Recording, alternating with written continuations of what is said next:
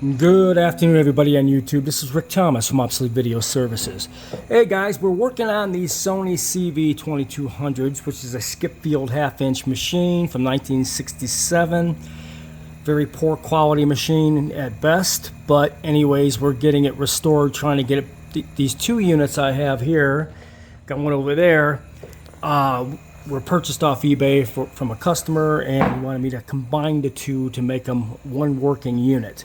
Well, this is a very hard machine to fix, and but you have to start somewhere when you start restoring one of these, because it's a pretty primitive half-inch videotape machine, but it has its issues. So let's walk through some of the things I did so far, and just so you can see the process it takes to get one of these up and running.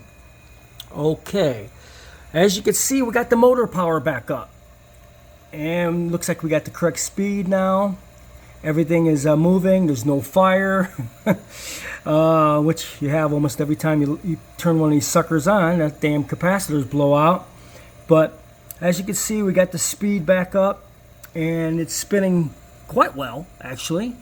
I can't really tell because I don't have the breaker box to even try video on this yet. We're just in preliminaries on this machine right now. But we got power. The motor is spinning now. It's working, no fire, no smoke. So let's explain to you guys what I did. Okay, well, when you got the schematic, electronic schematic to this thing, if you know how to read schematics, there's ways around problems. These can capacitors, which are very small value capacitors, and they're double capacitors in each can, have two different values. Obviously, it can't get these exact values, and it's really hard to find, so you don't really necessarily have to do that with these type of machines, because if you look, you get what's called a power strip connector board that they got right there that goes to the motors and everything. So what I did was, each value on the cap and what it is and where it combines, I was able to bridge individual capacitors, pigtail capacitors, to those leads to replace these two cans to make the direct connections to the strip. So now these capacitors are doing the job of what these two did, and those are just disconnected. So now we have new capacitors in there that's actually running the motor, and it's doing the correct job. Brand new capacitors. This 0.2, the one in the middle, was the one right there, that little orange red one, and those catch on fire. So now we got brand new capacitors that are replacing those, and we bridged them to the strip, and we have full power to the motor, no fires, it's spinning, so that's looking pretty good. So if we tip it over, you will know, or you will notice, that I replaced the video head in here. As you can see, it is spinning, and the speed of the capstan is correct now. As you can see, that's a nice steady speed to that, so we know that the speed is probably correct. And the video head is spinning quite good. And I rebuilt this video head. Like I told the customer, I had to build them a head for this unit. So it's connecting, the contacts are working good on the disc. Everything is working good on the scanner. And if you put your finger there, you can see that the video head is working very, very well. And we got capstan motion, which means the speed is proper. And the biggest problem when you start working on one of these machines, just to get it up to a point where it's running, is getting the capacitors changed out, because these power capacitors are a real problem, guys. These 1968 machines, these skip field machines, I've had many of these over the years, and immediately when you turn them on, within 10 minutes you're trying to use the deck.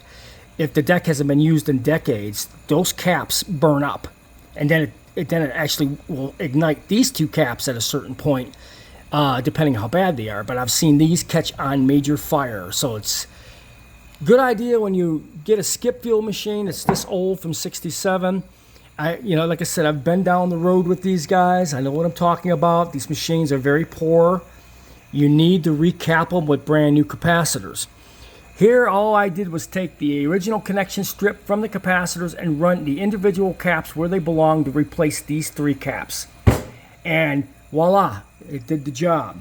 And like I said, these capacitor values and pigtails, they're not easy to find on eBay. You really got to search for them. They're very small values, but they make up the capacitance needed for the motor run caps to keep this motor spinning at the proper speed.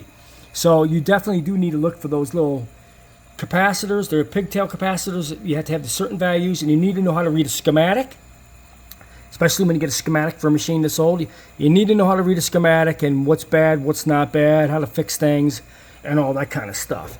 But now we got it to a point where we're making progress on this particular unit.